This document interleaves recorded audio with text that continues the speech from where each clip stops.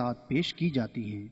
الحمدللہ رب العالمین والصلاة والسلام علی سید المرسلین، اما بعد فاعوذ باللہ من الشیطان الرجیم، بسم اللہ الرحمن الرحیم۔ الصلاة والسلام علیکہ یا رسول اللہ وعلی آلکہ واصحابکہ یا حبیب اللہ۔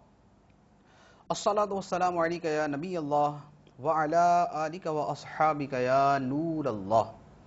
سرکار مدینہ راحت قلب و سینہ صلی اللہ تعالی علیہ وآلہ وسلم کا فرمان عالی شان ہے، جو مجھ پر درود پڑھنا بھول گیا وہ جنت کا راستہ بھول گیا۔ صلو علی الحبیب صلی اللہ تعالی علی محمد صلی اللہ علیہ وسلم۔ تفسیر قرآن بسلسلہ تراویح رمضان میں حاضر ہیں۔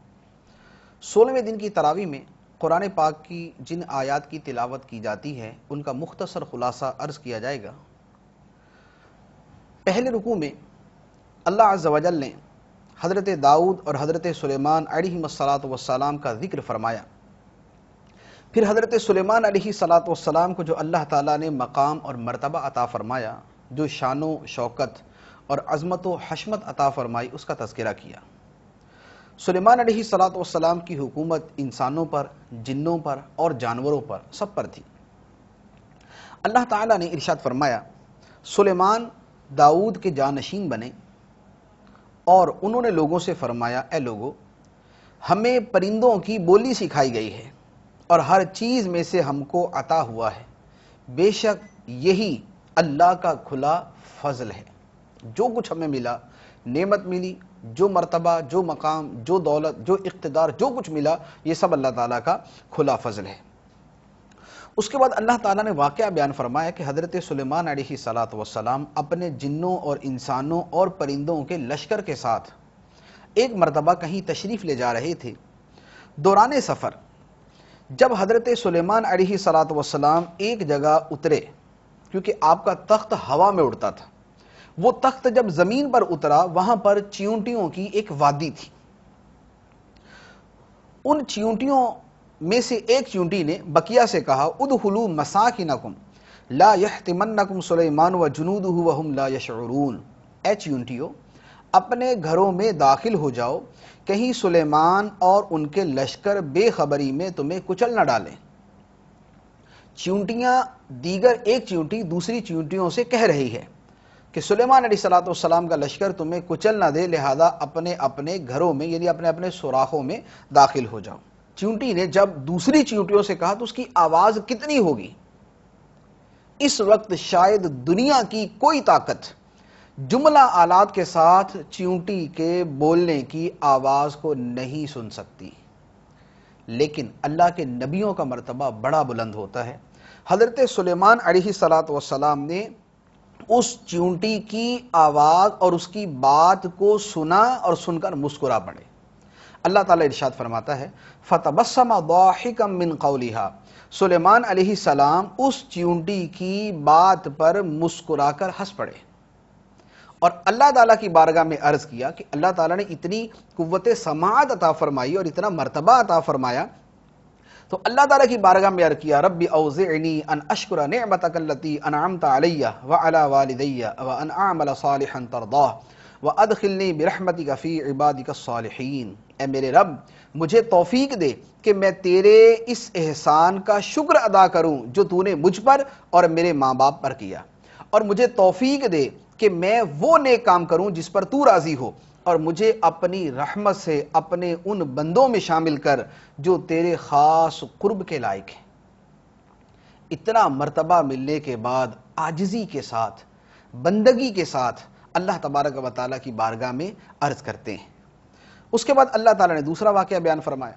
سلیمان علیہ السلام نے ایک مرتبہ پرندوں کا جائزہ لیا۔ پرندوں میں ہدہد پرندہ دربار میں موجود نہ تھا۔ سلیمان علیہ السلام نے فرمایا کہ بھی ہدہد پرندہ نہیں ہے، کدھر ہے؟ تھوڑی دیر کے بعد ہدہد پرندہ آ گیا اور سلیمان علیہ السلام نے فرمایا کہ وہ بغیر اجازت کے دربار سے غیر حاضر ہوا، اب یا تو کوئی عذر لے کے آئے ورنہ میں اسے شدید سزا دوں گا، کہ دربار شاہی اور دربار نبوی سے بغیر اجازت کے وہ غیر حاضر ہو گیا۔ تھوڑی دیر کے بعد ہدہد پرندہ آیا اور آ کر عرض کیا، اے سلیمان علیہ السلام، میں نے ایک عورت دیکھی ہے جو لوگوں پر بادشاہی کرتی ہے اور اس کے پاس بہت کچھ ہے، بہت بڑا تخت ہے۔ ہدہد نے جب یہ آ کے سنایا اور ساتھ ہی اس نے کہا کہ میں نے اس عورت کو، اس ملکہ کو اور اس کی قوم کو سورج کی پوجا کرتے ہوئے پایا، وہ سورج پرست، آفتاب پرست۔ سلیمان علیہ الصلوۃ والسلام نے ارشاد فرمایا اچھا ہم دیکھتے ہیں کہ تو سچ کہہ رہا ہے یا جھوٹ کہہ رہا ہے۔ سلیمان علیہ الصلوۃ والسلام نے ایک خط لکھا، اس خط کی ابتدا ان الفاظ سے ہے، انہ من سلیمان وَإِنَّهُ بسم اللہ الرحمن الرحیم۔ یہ قرآن پاک کا وہ مقام ہے سورہ نمل کا جہاں بسم اللہ شریف قرآن پاک کی آیت کا جز ہے۔ انہ من سلیمان وانہ بسم اللہ الرحمن الرحیم، فرمائے یہ خط لے جاؤ اور جا کے اس ملکہ کے حوالے کر دو۔ ہدہد گیا، اس نے جا کے وہاں پر اس کے تخت کے پاس اس کو گرا دیا۔ اس نے خط پڑھا تو خط میں لکھا ہوا کہ یہ سلیمان کی طرف سے ہے، اللہ کے نام سے شروع جو نہایت مہربان رحم فرمانے والا۔ اور ساتھ ہی حضرت سلیمان علیہ السلام نے فرمایا کہ میرے مقابلے میں بلندی نہ چاہنا اور میرے پاس فرما بردار بنتے ہوئے حاضر ہو جاؤ۔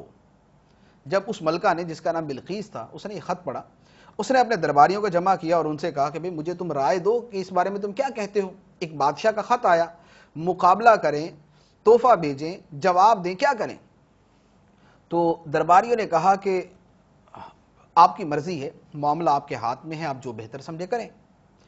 تو اس ملکہ بلقیس نے کہا کہ بادشاہ جب کسی بستی میں داخل ہوتے ہیں تو اسے تباہ کر دیتے ہیں، اس لیے مقابلہ نہ کیا جائے، بلکہ یہ دیکھتے ہیں کہ یہ خط بھیجنے والا یہ محض بادشاہ ہے یا اللہ کا رسول بھی ہے، کہ اگر محض بادشاہ ہوگا تو مال و دولت پہ راضی ہو جائے گا، اور اگر صرف بادشاہ نہیں ہوگا، خدا کا نبی ہوگا، خدا کا رسول ہوگا، تو صرف مال و دولت قبول نہیں کرے گا، بلکہ اس کا اصل مطلوب جو ہے وہ ایمان قبول کرنا ہوگا، کہ ہم ایمان قبول کریں۔ چنانچہ اس نے تحفے تحائف دے کر جو ہے وہ حضرت سلیمان علیہ السلام کے پاس اپنے درباریوں کو بھیجا۔ جب وہ مال و دولت لے کر آئے، فلما جاء سلیمان، جب قاصد سلیمان علیہ السلام کے پاس آیا تو سلیمان علیہ السلام نے فرمایا اتمدوننی بمال، کیا تم مال کے ذریعے میری مدد کرتے ہو؟ فما آتانی اللہ خیر مما آتاکم، اللہ نے جو مجھے عطا فرمایا ہے وہ تمہارے اس مال سے بہتر ہے، جو نبوت، جو حکمت، جو کچھ مجھے عطا فرمایا وہ تمہارے اس مال سے بہتر ہے۔ بل انتم بہدیتکم تفرحون، بلکہ تم ہی اپنے تحفے پر خوش ہوتے ہو، میں مال و دولت پہ خوش ہونے والا نہیں، مال و دولت پہ خوش ہونا تمہارا کام ہے۔ پھر سلیمان علیہ الصلوۃ والسلام نے دوسرا پیغام دے کے بھیجا، فرمایا ارجع الیہم، لوٹ جا ان کی طرف، ہم ضرور ان پر ایسے لشکر لے کر آئیں گے جن کے مقابلے کی انہیں طاقت نہ ہوگی۔ چنانچہ جب وہ پیغام لے کے چلا گیا تو اب اطلاع مل گئی کہ ملکہ بلقیس جو ہے وہ خود حاضر ہو رہی ہے۔ اب اس کا بہت بڑا تخت تھا، سونے چاندی اور جواہرات کا بنا ہوا اور بہت بڑا۔ سلیمان علیہ الصلوۃ والسلام نے اپنے درباریوں سے فرمایا ایھا الملأ ایکم یاتینی بعرشھا قبل ان یاتونی مسلمین، تم میں کون ہے جو ملکہ بلقیس کے میرے پاس آنے سے پہلے اس کا تخت میرے پاس لے آئے؟ ایک جن کھڑا ہوا، اس نے کہا انا آتیک بہ قبل ان تقوم من مقامک، کہ حضور آپ کے اس جگہ سے کھڑے ہونے سے پہلے وہ تخت میں آپ کے پاس لے آؤں گا۔ سلیمان علیہ الصلوۃ والسلام نے فرمایا نہیں، اس سے بھی جلدی۔ قال الذی عنده علم من الکتاب، وہ شخص کھڑا ہوا جس کے پاس کتاب کا علم تھا، اسم اعظم تھا، اس نے کہا انا آتیک بہ قبل ان یرتد الیک طرفک، اے سلیمان علیہ السلام آپ کے پلک جھپکنے سے پہلے وہ تخت میں آپ کی بارگاہ میں لے آؤں گا۔ چنانچہ فلما رآہ مستقلا عنده، سلیمان علیہ الصلوۃ والسلام نے جو ہی دیکھا وہ لمبا چوڑا ہیرے جواہرات اور سونے کا بنا ہوا تخت ایک ماہ سے زیادہ دوری کی مسافت پر جو موجود تھا، وہ وہاں سے سلیمان علیہ السلام کے دربار میں موجود تھا۔ جب سلیمان علیہ السلام نے یہ دیکھا، اب کتنا بڑا یہ مقام، کتنا بڑا مرتبہ اور کتنی بڑی شے ہے، کتنی بڑی عجیب شے ہے، سلیمان علیہ الصلوۃ والسلام نے اس میں نہ اپنے اوپر ناز فرمایا، نہ اپنے اس خادم پر ناز کیا اور اس کے علم کی طرف دیکھا کہ یہ اتنا بڑا کارنامہ سر انجام دے دیا، بلکہ اتنا ارشاد فرمایا ھذا من فضل ربی، یہ میرے رب کا فضل ہے، یہ میرے رب کا فضل ہے، لیبلونی اشکر ام اکفر، تاکہ وہ مجھے آزمائے کہ میں شکر کرتا ہوں یا ناشکری کرتا ہوں۔ ومن شکر، اور جو شکر ادا کرے، اللہ کا شکر ادا کرے، فانما یشکر لنفسہ، تو وہ اپنے لیے ہی شکر ادا کرتا ہے، وہ اپنے ہی فائدے کے لیے شکر ادا کرتا ہے۔ ومن کفر فان ربی غنی کریم، اور جو ناشکری کرے تو میرا رب بے پرواہ ہے، کرم فرمانے والا ہے۔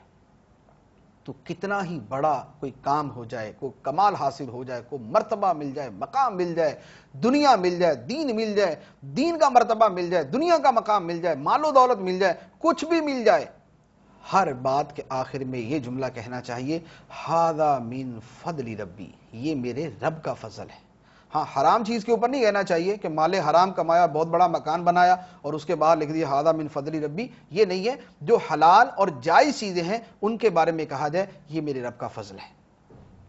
چنانچہ اس کے بعد پھر ملکہ بلقیس حاضر ہوئی، پھر اس کے بعد مزید واقعہ ہوا اور بالآخر اس نے اسلام قبول کر لیا۔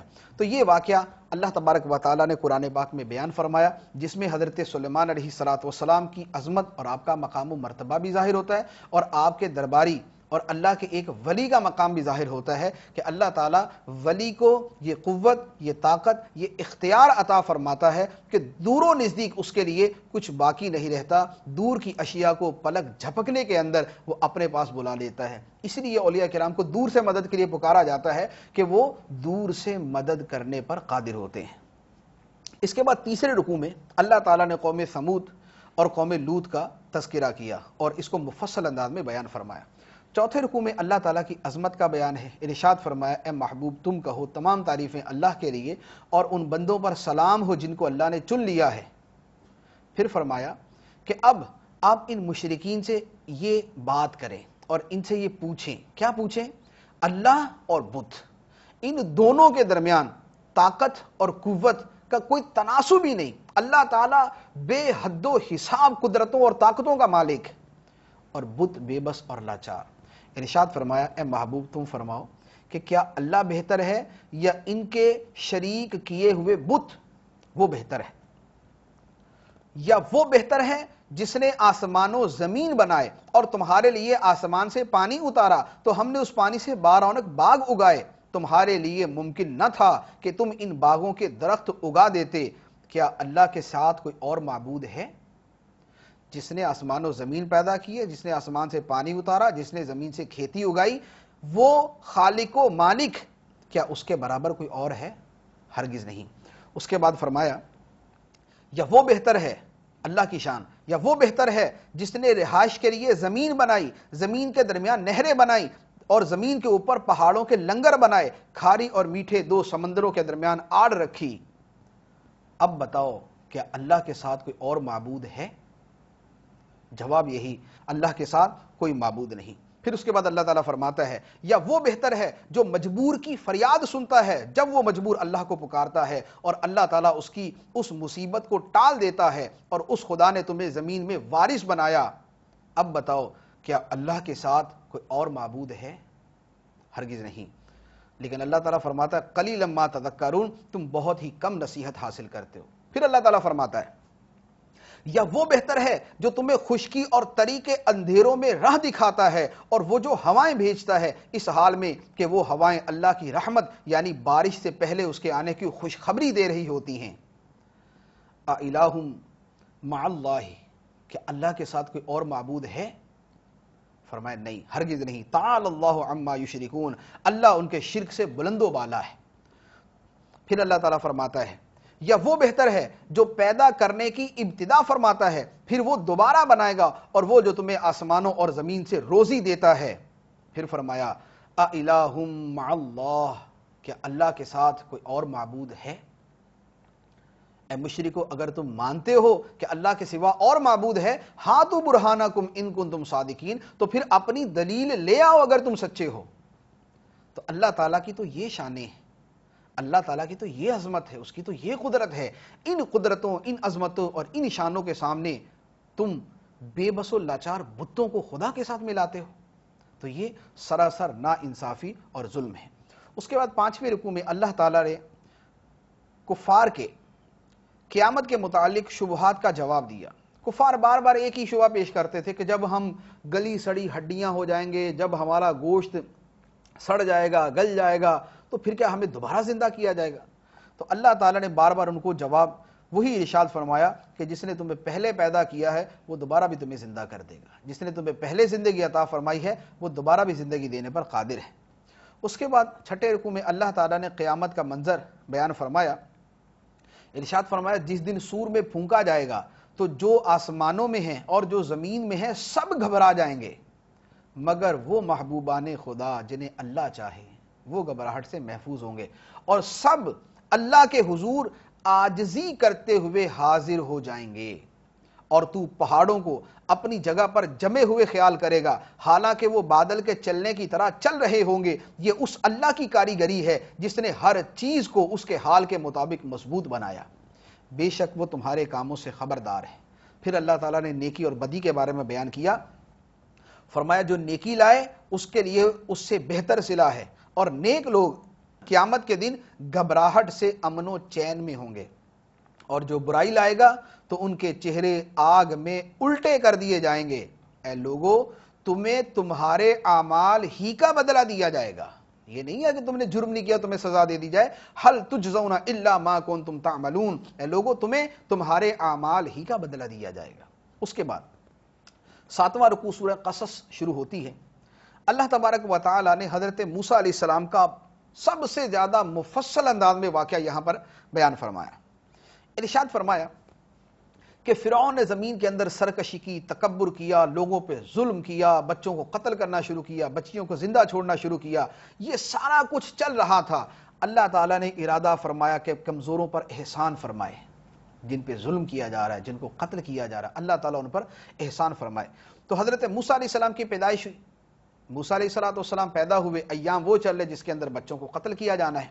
تو اللہ تعالیٰ نے موسیٰ علیہ السلام کی والدہ کو الہام فرمایا کہ اسے دودھ پلا، اس کی پرورش کر، اور جب تمہیں خوف محسوس ہو کہ بچے کو پکڑا جا سکتا ہے اور بچے کو معاذ اللہ قتل کیا جا سکتا ہے تو پھر اسے دریا میں ڈال دینا، اور خوف نہ کرنا، غم نہ کرنا، ہم اسے تمہارے پاس واپس لے کر آئیں گے۔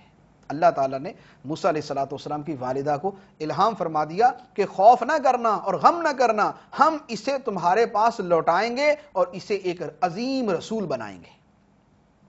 چنانچہ اس کے بعد وہ وقت آ گیا جب حضرت موسیٰ علیہ السلام کی والدہ نے آپ کو دریا میں ڈال دیا، فرعون کے محل کے پاس پہنچ گئے صندوق کے اندر، اب وہاں پر انہوں نے اٹھا لیا۔ فرعون کی بیوی حضرت آسیہ رضی اللہ تعالیٰ عنہ، انہوں نے کہا کہ اے فرعون، یہ بچہ میری اور تیری آنکھوں کی ٹھنڈک ہے، اتنا خوبصورت بچہ ہماری اولاد نہیں ہے، ہم اس کو پال لیتے ہیں، میری اور تمہاری آنکھوں کی ٹھنڈک ہوگا، اور اسے قتل نہ کرنا، شاید ہی ہمیں نفع دے یا ہم اسے اپنا بیٹا بنا لے۔ اب حضرت موسیٰ علیہ السلام کی والدہ کا دل گھبرانا شروع ہو گیا، بچے کو تو چھوڑ دیا تھا، اب دل گھبرا رہا ہے کہ پتہ نہیں بچے کا کیا بنے گا، بچہ فرعون کے محل میں پہنچ گیا، پتہ نہیں اس کو قتل کر دے گا، اب دل گھبرا رہا ہے۔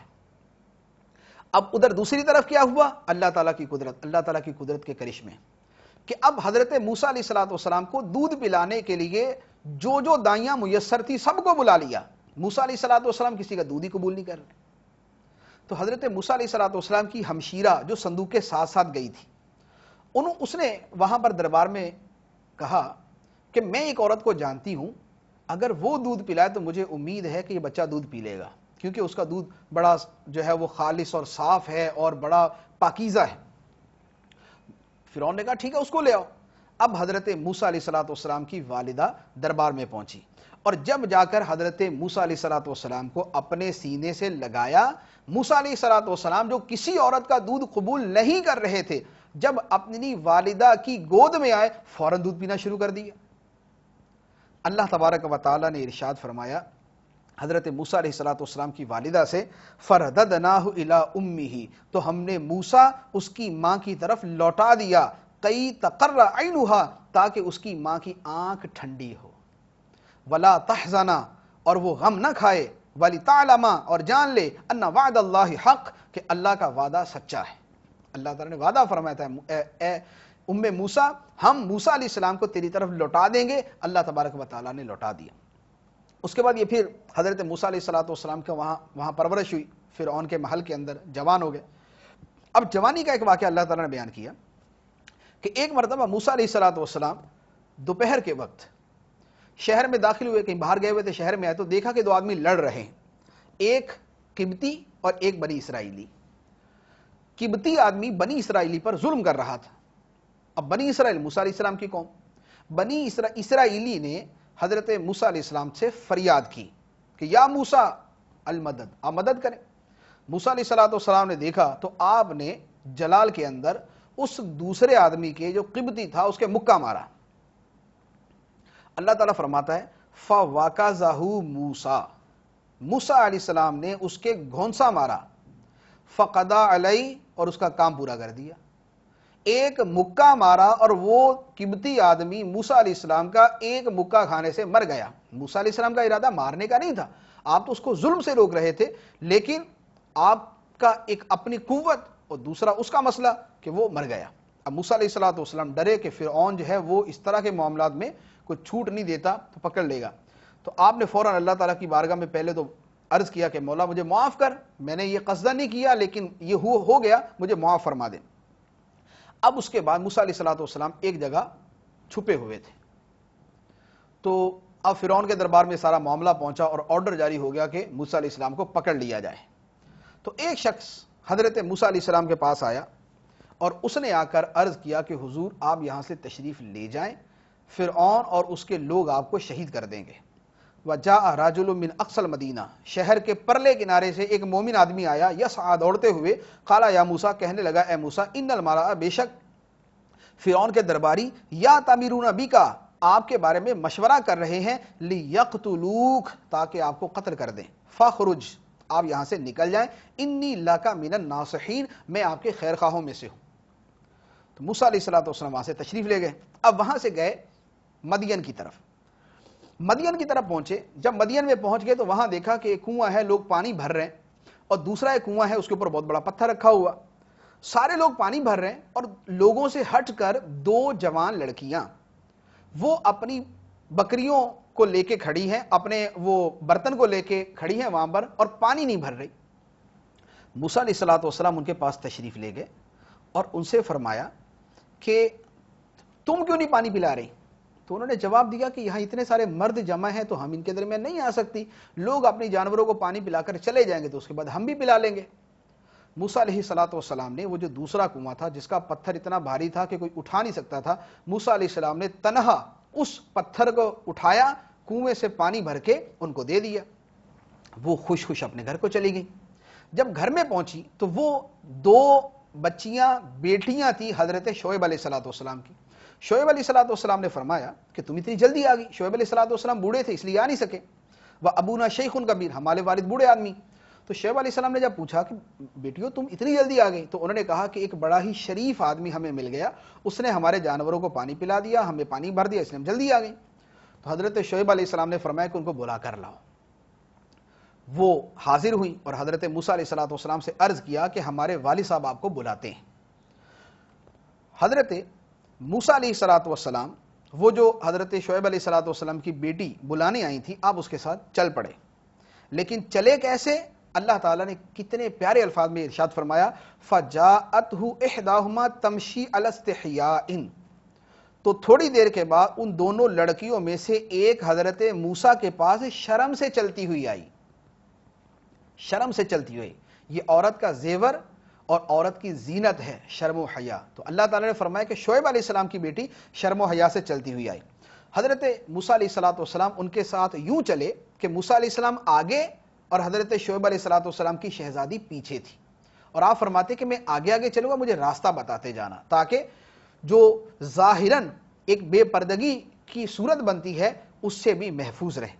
تو حضرت موسیٰ علیہ السلام شعیب علیہ السلام کے پاس پہنچے۔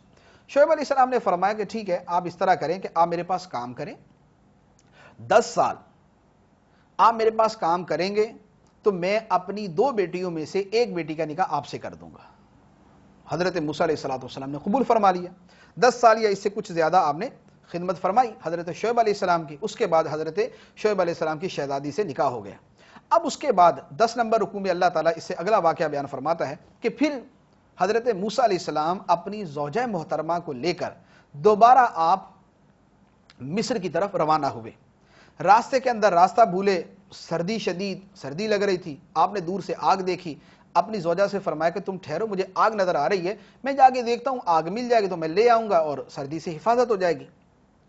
اللہ تعالیٰ فرماتا ہے فلما اتاہا, جب موسیٰ علیہ السلام آگ کے پاس آئے, نودی من شاطئ الوادی الایمن فی البقعۃ المبارکۃ من الشجرہ, تو برکت والی جگہ میں میدان کے دائیں کنارے سے ایک درخت سے انہیں ندا کی گئی. موسیٰ علیہ السلام اس جگہ پہنچے تو ایک درخت کو دیکھا جو سرسبز تھا اور جس کو آگ لگی ہوئی تھی, یعنی ایک نور کی صورت تھی. اس درخت سے آواز آئی, یا موسیٰ انی انا اللہ رب العالمین, اے موسیٰ بے شک میں ہی اللہ ہوں, سارے جہانوں کا پالنے والا ہوں. یہ اللہ تعالیٰ کا کلام تھا کہ جو ظاہراً اس درخت کے ذریعے ظاہر کیا جا رہا تھا. پھر اللہ تعالیٰ کا حضرت موسیٰ علیہ السلام سے کلام ہوا اور موسیٰ علیہ السلام کو اللہ تعالیٰ نے فرمایا کہ تم فرعون کی طرف رسول بن کر جاؤ اور اسے جا کر توحید کا درس دو. موسیٰ علیہ السلام نے وہاں پر متعدد دعائیں کی جو ہم سورہ طٰہٰ کے اندر بیان کر چکے ہیں. حضرت ہارون علیہ السلام کو بھی مقام نبوت ملا. یہ دونوں حضرات فرعون کے پاس گئے اور فرعون سے جا کر کلام کیا, وہ اللہ تبارک و تعالیٰ نے بیان فرمایا. اس کے بعد پورا واقعہ چلتا جا رہا ہے. 12ویں رکوع کے اندر اللہ تعالیٰ نے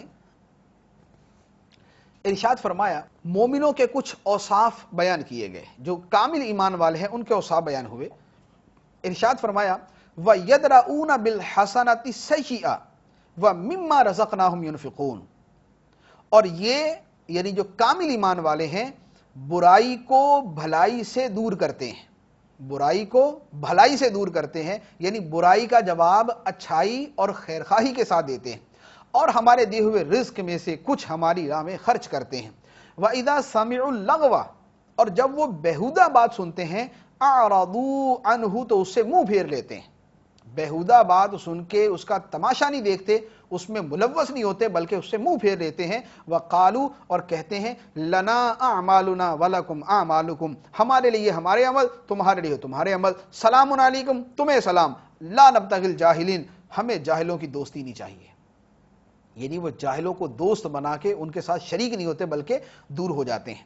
اس کے بعد اللہ تبارک و تعالی نے 13ویں رکوع کے اندر قیامت میں جو مشرکین کی سرزنش کی جائے گی اس کو بیان فرمایا. پھر اسی رکوع کے اندر اللہ تعالیٰ نے اپنی عظمت اور اپنے احسانات کا تذکرہ فرمایا.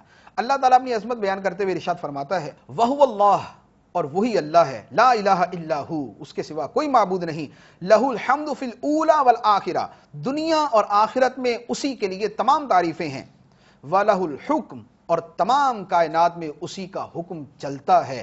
وَإِلَيْهِ تُرْجَعُونَ, اور اسی کی طرف اے لوگوں تمہیں لوٹایا جائے گا. پھر اس کے بعد فرمایا اے محبوب تم فرماؤ, اے لوگوں بلا دیکھو کہ اگر اللہ تم پر قیامت تک ہمیشہ رات ہی بنا دے تو اللہ کے سوا کون دوسرا معبود ہے جو تمہارے پاس روشنی لے آئے.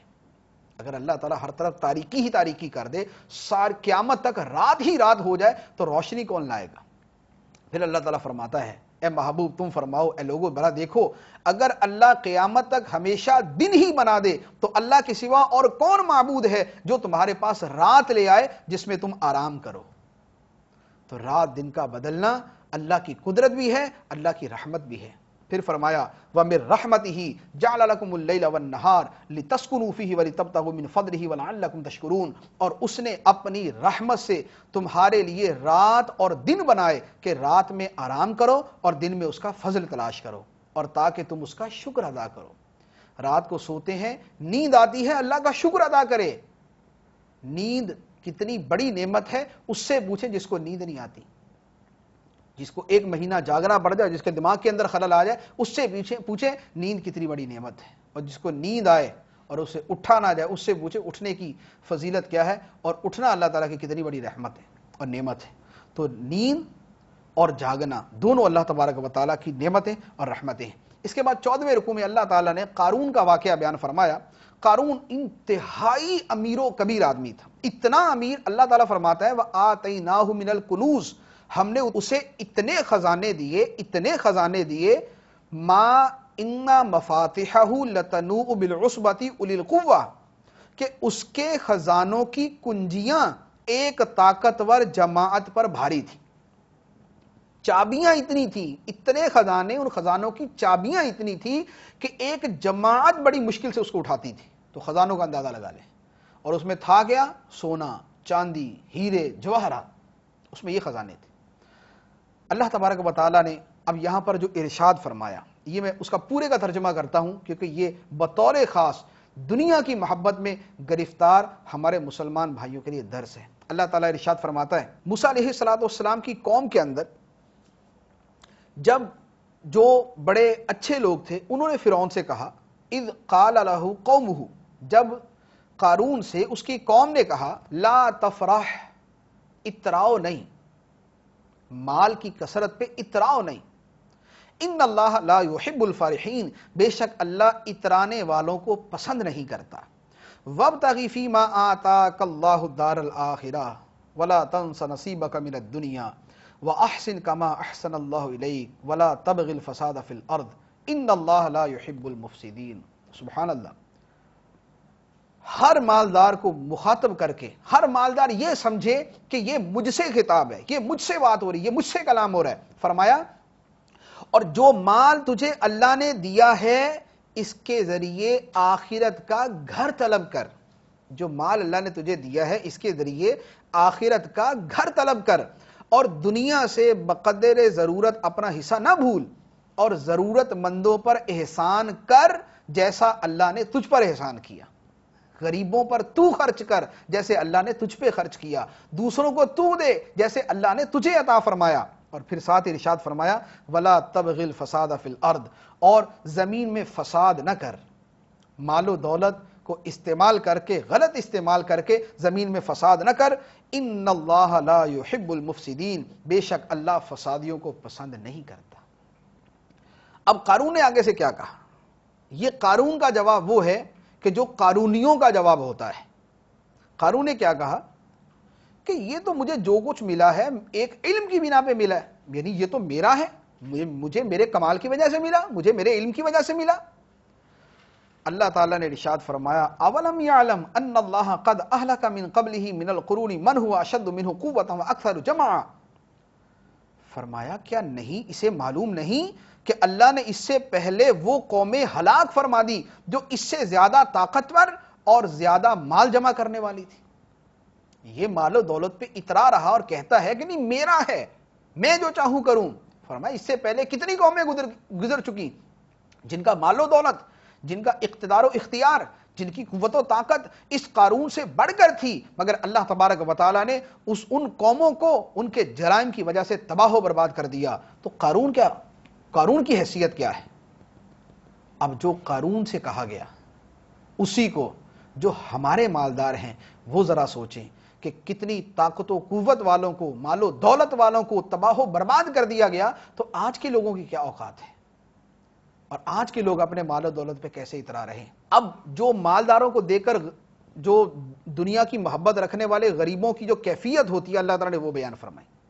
ارشاد فرمایا کہ وہ اپنی جب زیب و زینت میں قوم کے سامنے نکلا، قارون اپنے جو ہے وہ اس میں سواریوں کے اندر اپنے لاؤ لشکر کے ساتھ، اپنے غلام و خادموں کے ساتھ نکلا. قال الذین یریدون الحیات الدنیا، تو دنیاوی زندگی کی راحتوں کے طلبگار کہنے لگے. اتنا ان کے پاس پیسہ نہیں لیکن طلب ہے دنیا کی، محبت ہے دنیا کی. وہ کہنے لگے یا لیت لنا مثل ما اوتی قارون انہ لذو حظ عظیم، اے کاش ہمیں بھی ایسا مال مل جائے جیسے قارون کو ملا ہے. اے کاش ہمیں بھی ایسا مال مل جائے جیسے قارون کو ملا. سواریاں ملی ہوئی ہیں، غلام ملے ہوئے، نوکر چاکر ہیں، اعلیٰ قسم کا لباس ہے، بہترین قسم کی نعمتیں ہیں. اے کاش ہمیں بھی ویسا مل جائے جیسا قارون کو ملا ہے. انہ لذو حظ عظیم، بڑی قسمت والا ہے.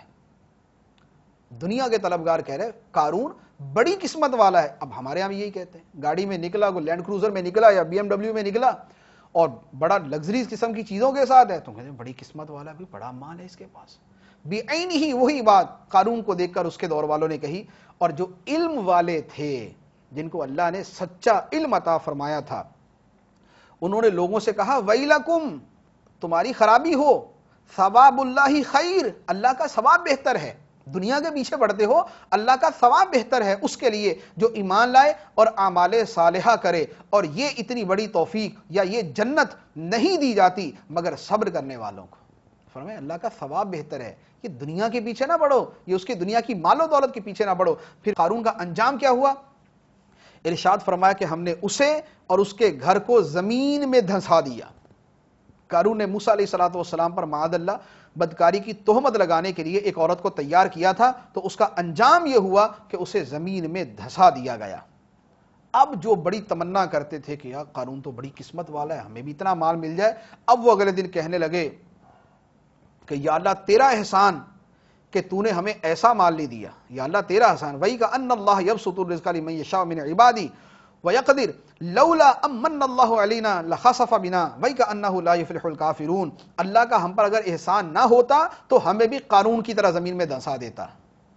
تو مال دے کر اس طرح حسد یا اتنا غیبتہ ہرگز نہیں کرنا چاہیے۔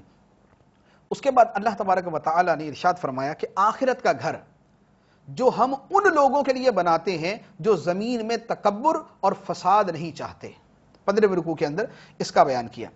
اس کے بعد 16ویں رکوع کے اندر ارشاد فرمایا، سورہ عنکبوت شروع ہوتی ہے، ارشاد فرمایا کہ کیا لوگوں نے یہ سمجھ رکھا ہے کہ انہیں صرف اتنی بات پہ چھوڑ دیا جائے گا کہ وہ کہتے ہیں کہ ہم ایمان لائے اور دین کی راہ میں انہیں آزمایا نہیں جائے گا؟ صرف اتنی بات کہ ہم ایمان لے آئے بس ختم، اب یہ پکے جنت میں؟ فرمایا نہیں، آزمایا جائے گا، آزمائش ہوگی دنیا کے اندر، بار بار آزمائش ہوگی، آزمایا جائے گا اور پھر سامنے آئے گا کہ کون سچا ہے کون جھوٹا ہے۔ اس کے بعد اللہ تبارک و تعالی نے حضرت نوح علیہ السلام کا واقعہ بیان کیا، بہت ساری قوموں کا تذکرہ کیا اور ان بہت ساری قوموں کا انجام بیان کیا کہ ان قوموں کے ساتھ کیا ہوا۔ فرمایا کہ ہم نے ان قوموں میں سے ہر ایک کو اس کے گناہوں کی وجہ سے ہی پکڑا، ان میں کسی پر ہم نے پتھراؤ بھیجا، پتھر برسائے، کسی کو خوفناک آواز نے پکڑ لیا، کسی کو زمین میں دھنسا دیا، کسی کو دریا میں غرق کر دیا۔ اور فرمایا کہ یہ جن پر جتنے عذاب آئے یہ اللہ تعالیٰ کی طرف سے کوئی ظلم و زیادتی نہیں، اللہ کی شان یہ نہ تھی کہ ان پر ظلم کرے، ہاں وہ لوگ خود اپنی جانوں پہ ظلم کر رہے تھے، وہ لوگ اپنی جانوں پر ظلم کرتے تھے۔ اس کے بعد اللہ تعالیٰ نے مشرکوں کی اور ان کے بتوں کی مثال بیان فرمایا کہ جنہوں نے اللہ کے سوا اور مددگار بنا رکھے ہیں ان کی مثال مکڑی کی طرح ہے جس نے کمزور سا گھر بنایا، اور بے شک سب گھروں میں کمزور گھر مکڑی کا گھر ہوتا ہے۔ تو بتوں کی عبادت جو ہے یہ مکڑی کے کمزور جالے جیسی ہے جس میں نہ قوت نہ طاقت نہ جس کے اندر مضبوطی نہ پائیداری ہے، اور توحید یہ مضبوط العروۃ الوثقی ہے، مضبوط سہارا ہے۔ آخر میں اللہ تعالیٰ ارشاد فرماتا ہے کہ یہ مثالیں ہیں جو ہم لوگوں کے لیے بیان کرتے ہیں اور انہیں نہیں سمجھتے مگر علم والے۔ اللہ تبارک و تعالی ہمیں قرآن فہمی عطا فرمائے، آمین بجاہ النبی الامین صلی اللہ تعالی علیہ وسلم۔